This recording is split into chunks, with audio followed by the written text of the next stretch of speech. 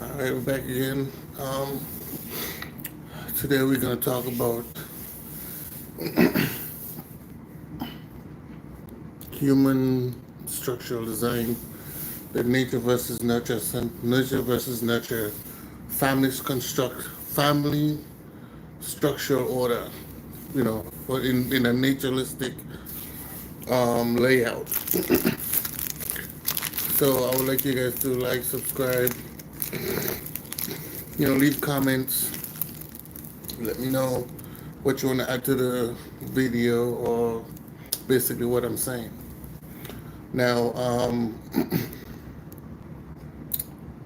what I've seen and I've noticed for the last, like, once I started paying attention more to like the naturalistic behavior of humans and how far we have gone from family structure or just the naturalistic behavior of a human and family structure.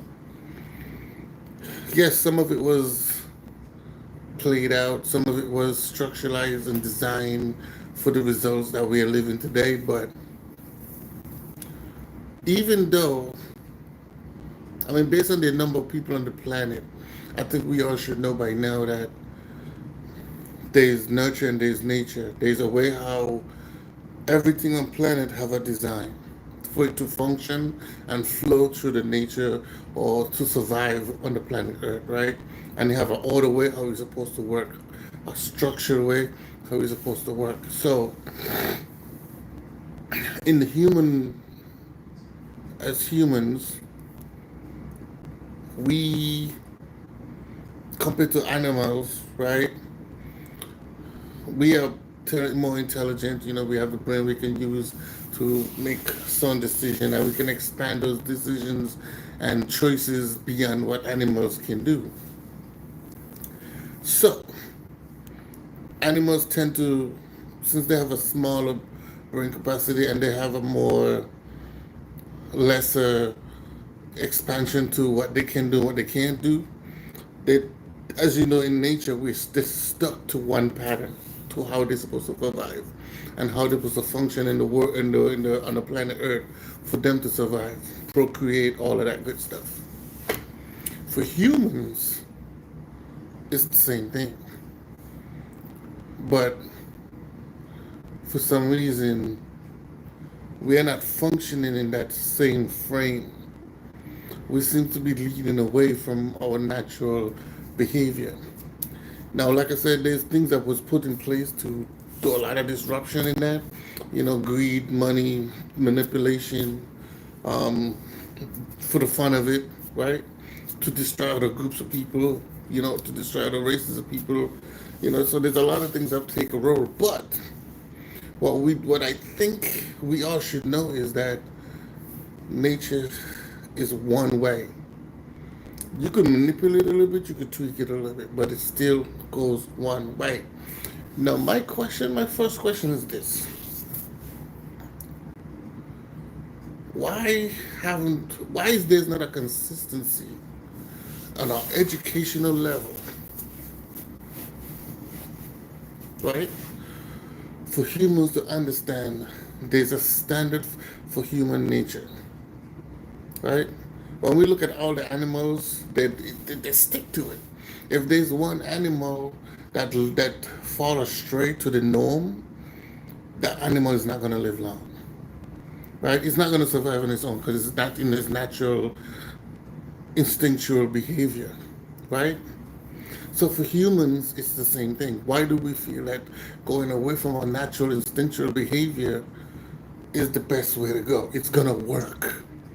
Now, whether it's man or woman, as we have been seeing, I think it more affects the woman's side more than the men's side, but it also affects the man's side. Like, if a man was to say he don't want to have children or he want to live by himself, he still got to risk the task of surviving on his own, right? He might live a little longer than the female, but he's still going to go through the tyranny and the trials of the capacity of how the brain works and being alone, because human beings are not singular social creatures. We are not singular social creatures.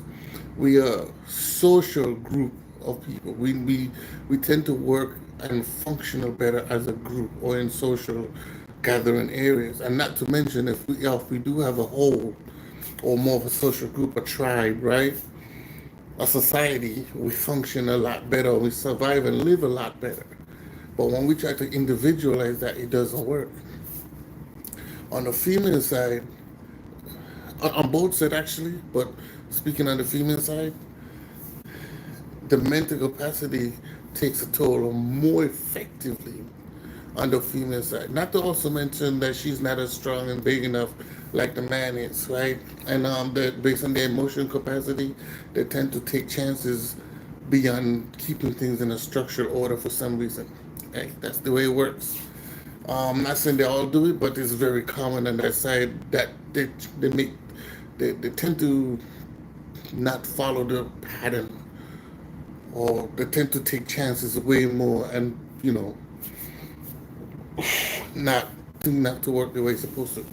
While on the man's side, he's more to like he set a pattern and he tend to stick to those patterns in a longer term, or a better way to say, men think in a longer term while women think in a shorter term. Um, with that said, in the context of that is also, as I was saying, the you got the brain capacity where they're more on both sides really, but it might affect the man a little different compared to the woman. Like I said, because the woman is emotional, so she might go through more. How does I say it? Delusional things, right? Um, she might get more paranoid. She might get more stressed out. All those different things. The man, he goes through those things too, but he might take a little bit longer than the woman. When they become more delusional, you get headaches, all those different things, and you probably start seeing things. You tend to talk to yourself, or you might end up in a sense of being crazy, right? You start talking to yourself and stuff like that. So what I'm saying is this: humans can't function in a singular or just a group of females by themselves. We need our auntie counterparts to make it work. That's why we are here. Like I said, everything on the planet have this functionality in itself with the positive and negatives to work together. It has to work together. If we don't do it like that, what we have is a dysfunctional or disaster, or we can automatically probably die out. Meaning, like, so for example, here's another example. With the whole feminist movement and stuff like that, men, for some reason, even though men are raised in the same environment as the women, single parent home, boom, boom, boom, the men tend, as they get older, it's like I guess the instinct kick in, right? Where it's like, I have to be this type of male, I have to be this type of character. Even though his character is a little bit flawed in the sense of a female upbringing or emotional, you know, um, structural way, he still strive and desire this masculine functionality within himself. And he fights that opposite side, even though he probably might not know any better, right? Versus a woman who is generally feminine, she also tend to want to fight the masculine side because she's mimicking the side of a man, right? So she's trying to push back, like, okay, I don't want to be like that, but yet it's like I have to, right? And once she learn it or once she become it, it's hard for them to kind of reverse it. As they said, they go into this whole trust, survival instinct thing, where it's like they always want to be in control of something for their survival. No, on both sides, it's survival. Having a family is survival. Maintaining as a family is survival. And we have to understand that. And it's kind of really, you know, weird to see that we are straying away from this natural order: man, woman, child. It's the man, he holds certain structures and design, right? Which is to protect. Some provide, in some cases to provide, because a man don't always have to provide for a woman. Like, especially in these times, a woman could, if there's food to be planted and stuff, she can plant her own food and harvest her own food. Um, if there's jobs, she can work, she can feed herself. The only thing that I said a woman would probably need a man for, in a serious survival way, is to build, right? Not saying a woman can't really build something for herself, but it might not be stern and long-term structural design versus a man, right? Unless you have the tools to do so, or in most cases, men don't generally need tools. We can actually use our hands and create the tools to do it, right? Um, so yeah, the next thing with men is men have a ability to, like I said, live for long term, especially in a family setting. We tend to have a long term ideal process for how the family is going to survive. We think of what's going to happen in 10 years, 5 years, the next day, the next day, the next day. While women tend to kind of have more of like, I want it now, what I'm going to do tomorrow. Okay, maybe next week, but once I get to next week, what's next, right? They just want to bounce, bounce, bounce, bounce. I'm not saying they don't have some long-term goals, but men tend to generally stick to that path, and we tend to stick to it. We don't generally just change it. If it's working, we don't break it, right? I guess that's the motto for that. Now, when it comes to the logical understanding, truth is truth. Women tend to be more on her feelings.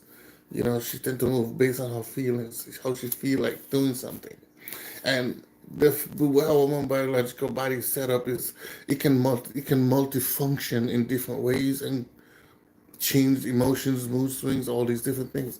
Men do have some similarities, but we tend to be more in a structural design, and also too we have more an aggressive side with it, and the aggressive side can bring harm or danger to himself or his family. So men tend to kind of like prioritize how they exhaust themselves, how they exhaust themselves in the real world, right? And especially dealing with the fact that our rival is another male. And that can create death, right? Also in the jungle, when you have to deal with other animals, we have to prioritize like how are we gonna function and survive in this environment. So we have to start setting up things to function in that environment. So we think in a, a, a logical, structural, like frame of understanding. Now, then the children. The children also look up to both parents. Now, in those cases, the woman is a little more softer, loving, caring, those type of things. She's more sympathized with things that the kids do. While the male now, he sympathized, but he know the reality. He live in the logic. He live in understanding that a male have to be strong and be able to take pain and endure stress and endeavors that can bring harm or you know, um, potential threats, and you have to be able to move in those environments. Not that you should be scared, because everybody gets scared, but you have to be able to move in those environments to survive, right? So he shouldn't like let things disturb him from fighting or be able to have that strength and energy to protect his family or to protect himself. So he move a specific way. While the woman in the other side, she more tend to cower or depend on somebody to protect her. Now, the only time the woman will really push herself into that beast mode of protection is if she have no other result but to do so. The same thing for the children. That's the mindset they generally have, is to look for the mother and father for protection because they're smart, right? As you look at like animals like bears and stuff, another bear want to or inbred with another female bear, and that bear have cubs. That bear will tend to want to kill the female cubs because he want the female bear to get back in heat so he can inbred her. Same thing with lions. Lions tend to do the same thing as well. I think dogs are also in the same capacity. In humans now, we don't need to hurt the children of another woman, but we would need to have how should I say, the leading role or the structural masculine, order, the structural order fitting role to raise the children versus how the mom, however the mom feel. Of course, the dad have to be in a good, he have to be in a good mindset where he can actually raise the kids in those in a harmony, in an unharmful way, of course, in a moral way, disciplining more with moral control, right? For the woman, sometimes they get a little too aggressive, sometimes they don't. They get a little frustrated. But the behavior of the children, as I was saying, they look up to the mom and the dad and they learn from that. But the design for the children is to aid the parents. Yes, they're being loved by the parents, but the parents are also teaching them how to function in the world and how to maneuver in the world so we can move forward. Um, as I said, like the male structuralized the mom structuralized the children, but the male structuralized everybody, right? He's like the law and order in the house. The mother is more like the maintainer and the carer, right? No, as he's late, like he let the ground rules out, bed at certain time, boom, boom, boom. The mother uphold to those laws, going leaving the house or doing some teaching his son how to handle some things in the household versus how the daughter, and say you have a boy and a girl, she handles some things in the household. The mother is to then make those things operate the way it was laid out. Now she can also add whatever she likes into the picture, but of course you don't want to overwhelm the children, right? So she can add whatever she wants into the picture. For example, as the father monitors and maintains the structure of the household, bringing the bread, if that's the dynamic in today's time, women make their own money. So I'm not going to say the men have to be the main source of income, but in some ways, if you want to use generally, it's supposed to be there, but that's not how it is anymore. But so let's say they're both working. Let's say both parents are working. The way how it works is the male still structure order by design, right? He have the law. The woman upholds the law, right? She upholds the structure. Um, the children now follow those laws and those structures. The woman also do that as well because the woman also have to be mindful of how she moves. Because as I said, the males have to also protect everybody. So the mom have to also follow the direction of the man so he can keep things in order. She can't just leave the house and do random things and the man is not there to protect her because what depends on what she does, it can bring harm to the house. Because in a man's world, we're not going to go out to do dumb things to bring harm to the house because we're hurting our family. Like, for example, you're getting some type of beef or whatever, you don't bring that stuff to your house. You leave that stuff outside your house, right? So, with that said, the children is now, as they get older, from, I would say by the age of 5, you could start as low as one or two, and I would say two from the. You could start as you could start where the kid is walking. That's to me. I think that's the best age. Start early, as soon as possible. Even before that, you could start telling them no. What they can't do, what they can't do. By the time they start walking, they should be able to. When I say walking, I mean functionally walking, right? Be able to walk on their own, help you do things in the house. So the kid is now learning from a baby. Because by the time the age of 5, between 0 to 5 or 1 to 5, those are the best age for a kid to learn and adapt the mindset of a human being, or what a human being is capable of, what they're not capable of, what they should do, what they should not do. And as he get older, he start implementing all of those miniature understanding as he get older and expand them to a wider range, right? So it's like you're adding all these basics to bigger things, right? Um, by the time the kid reach 5 years old, they help pick up stuff, move stuff around, boom, as the mom is doing certain things. By the time the kid can, I would say, between, I would say by the time the kid, like, they should be able to clean their room, at least, right? Um, Maybe not sweep so good, but like pick up their toys, put them away, help fold up clothes, stuff like that. By the time the kid is like, I would say 7, let's go with like, yeah, let's just say 8 to 10. At this point, they probably should learn how to wash dishes, probably helping the mom wash clothes, putting clothes away. I mean, that's between 5 and 10. That's the structure. Between 5 and 10, that's what they're supposed to do. Help pick up stuff off the floor, put away the toys, pick up papers, help make up the bed, help fold up the clothes, help wash the clothes, wipe the walls off, clean the bathroom, stuff like that.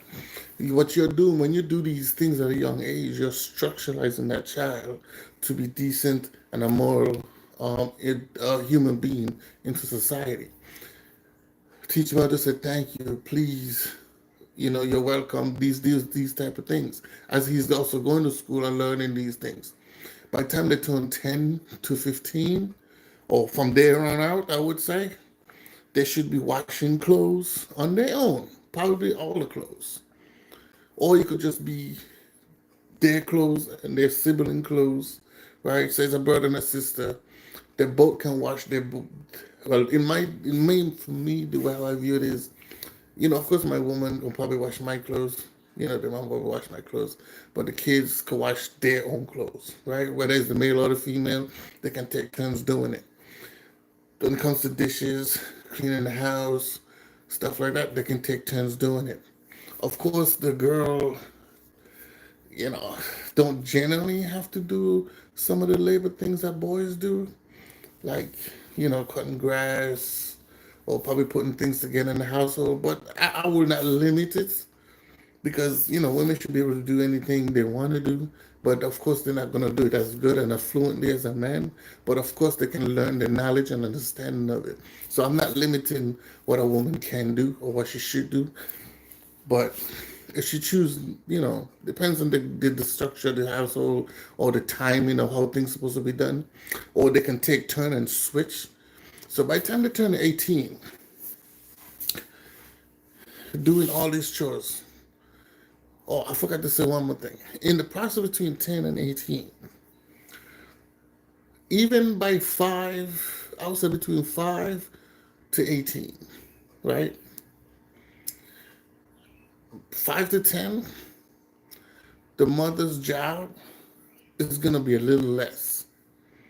She's being a little less involved in the house chores. The only thing she maybe have to really do from between 5 to 10 is probably vacuum, mop, sweep, stuff like that, until the kids learn how to handle the broom or the vacuum or stuff like that, or wash dishes, all those different things. Until they get able to do the strength and the capability to handle those things, then she probably have to do a lot of those things. But when it comes to picking up stuff, moving stuff, putting stuff back, organizing, that should take a lot of stress off of the mom, right? The cooking gonna probably in the mom gonna be also be part of the mom thing, but the kids should also learn how to use like the microwave, the toaster, right? Go in the fridge and get some juice, basic stuff like that, right? I wouldn't put them around knives or nothing. Now, by the time they reach 10, that's when I start introducing them to the cooking. Could start early, but you probably be more like cutting stuff up. But officially start cooking, I'll probably say 10, maybe 8, 9, 10, right? Because you want to make sure they can handle a knife. You want to make sure they can be responsible and not just do things and play around, right? Because playing with fire and hot water is no joke. So you want to be able to monitor them, teach them how to do the stuff properly. Now, by the time they reach 10 years old, those kids should be able to do everything, right? Clean, maybe not cook, but they should be able to prep small meals, make a sandwich or something like that. Use the toaster, right? Use the oven. I mean, not the oven, the microwave. Basic stuff like this. Or if they have what they call what they call those things now, air fryers, right? That should be easy for kids to learn how to use with with of course some control and responsibility to not mess up, right? That takes a lot of stress off of the parents. Cause now when the dad come home, he don't have to worry about helping the mom getting things done. Cause remember he was raised the same way, so he don't have a problem dabbling with the mom. You know, if the mom comes from work the same way, she don't have to worry about she got to do all this stuff because the kids should be able to get it done. And if they don't, well then they got to get it done, right? And they could, mom and the dad could just do the minor things, probably prep food or whatever. By the time the kids reach about, I say 11, 12, 13, 14, weekends, clothes should be washed. Mop the floor. If the mom want to cook or the kids want to cook, that's fine. You should be able to call home and say, babe, prep some chicken. Of course, like to prep the chicken overnight before you cook them. So you could cook, and then you could say, babe, you and so and so cook some rice and this, that. You know what I mean? You should be able to do that. When the man, because what I noticed, especially in America, well, let me not just say America, what I've noticed that a lot of women do, even though they have a man and he works, and it doesn't matter if she's a stay-at-home mom or she's a mom that works, she tends to have grown kids, teenagers, or just about 10 years old, or even if they're like a little bit about 5 or whatever, and take the chores away from the kids and give it to the husband. That's not how it works. That's what your kids are there for. They're there to make your life easier. And those things that you're implementing in their lives, for them to learn those things, they pass it on to their kids. It's a cycle. But that also make them good Samaritan people in society. And this is why I feel like society has strayed so far away from their natural behavior that we actually acting like animals and savages right now. That's how we acting right now. We don't even believe in commitment or committed or committing to somebody, or we don't even know how to do it. We don't know how to do it. We think commitment to your significant other or doing the natural things of finding a mate and surviving is a torture. That's what relationships is today. Relationship today is a torture. It's stress. It's like the hardest thing to do to survive. The hardest thing we should be able to do to survive is make sure we have food, shelter, and be able to protect ourselves. That should be the hardest thing to do. Fight against the odds. The odds should not be you finding somebody to be with. The problem is that we too simple minded with how nature works. We too simple minded how things supposed to function. Nothing in life is easy and nothing in life is simple. It's hard. And when I say hard, I don't mean like it's like, the mathematic, scientific math equation hard. I'm saying like it's hard it's hard in the sense of not being lazy and not caring about the other person and not following the structure design that the human that nature provided for us to do. That's what makes it complicated. That's what makes it hard. But until we start doing what nature asks us to do, it'll be easy. Because then if you look at history, going back in the early 17, no, I mean, I said the 17, say like the 1900s, before like, I would say before the 80s, 1980s, right? Let's go before the 1980s, right? Or let's go back from the 1990s. I would say before the 1980s, right? That was generally the structure for majority of the families. It was men, women, children. Children was raised to do the chores in the house, and they have to get the chores done. But when they come from school, that was their job. You know what I'm saying? But if we look at how it is from the 80s come on up, of all these interaction and distractions for us to function the right way, the more we stray away from the natural order of life, the natural order of nature. If you look at what's happening in the world today, that is the main problem. That is the only problem. Once we fix that problem, once we start bringing back mothers and fathers and them not to fear each other and them not to try to how I should say, control each other, then we'll be fine. This hierarchy, don't get me wrong, there's a hierarchy in everything, right? But the hierarchy doesn't determine where a woman to just stay home and just be a wife. She could choose. Some women do choose to be mother. It depends on how much kids they have, because all mothers can't stay home. It's not going to happen. That's not reality. Reality is some mothers, they have to have teachers. They have to have aid for elderly people. They have to have women that do leading role for communities. Then we have all these different events and things that women play a part in. So mothers don't just stay home and do nothing, or not in the community or just in the household. She can also be an icon for the community, and as well as other mothers involved as a symbolism. Teachers, nurses, doctors, lawyers, she could just have a regular job working in a convenience store. Mothers have to work just like the fathers do, but generally the fathers will probably do the more critical jobs where you get more higher pay, right, compared to the mothers. Because I strongly believe women should not be in strong role position jobs, unless I'm not saying they can't do it. I'm just saying I don't think they should. But if it turn out to be where that's what she chooses to do and that's what she wants to do, most of those type of jobs require a mother not to have kids because it becomes stressful and it become a deterrent from her dealing with the man that she's with. Because the man want a soft woman, a woman who to submit to him.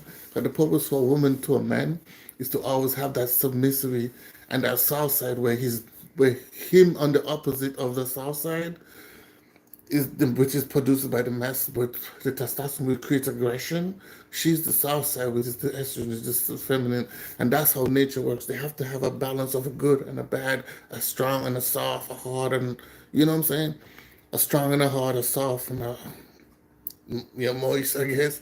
You know what I'm saying? So that's how it works. You have to have an opposite of everything. That's how nature works, right? And then those things balance out each other. But I'm gonna end it here, and don't forget to like, share, don't forget to subscribe, and leave a comment. Let me know how you like the video, what you think about what I was saying in terms of human nature, the functionality, the basic standard for a woman and a man and children, and if we're straying away from those natural behaviors for us to be the way we're supposed to function in this world, until we start, like I said, I started off with saying education is the biggest thing. These should be the basic things from a young age, teaching children. Yes, they learn the ABCs, da da da da da. By the time they, I would say 6, 7 years old, they should be in the process of learning like this is a man, this is what human beings do, this is how human. They should be learning that math, father, mother, children functionality from that time. They should learn from even with the whole structure of like how the earth was created and all of this stuff. Nobody really knows. So we should stop. That's another thing. We should stop teaching children that the earth was created from a big bang or it came from the Bible, whatever. Nobody physically know. Nobody knows that. We're only going based on what we have found. And, we don't even know who wrote the book because, we're not going to get into that. The point is this. Nobody really knows how anything on this planet Earth or the universe as human beings, based on my understanding, nobody on this planet as human beings know how any of this was done. But like I said, like, share, and subscribe. Let me know what you guys think. Leave a comment, and I would love to get some conversation with anybody who want to, challenge anything that I said. And until the next one, peace.